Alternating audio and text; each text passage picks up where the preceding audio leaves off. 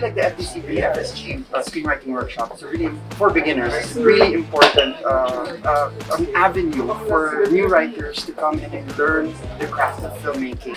I believe that this is the time to really start writing. We were able to apply all of the lessons that we learned to our different film pitches, to writing our first draft of our screenplay. Top learning naman. And I think it's good then if you are open to learning.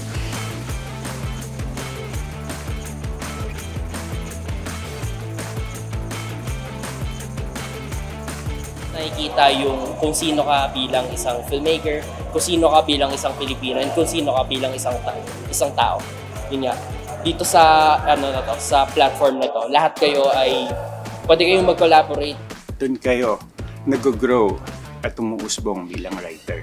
At ito rin ang perfect opportunity for you to have a network of writer-producers.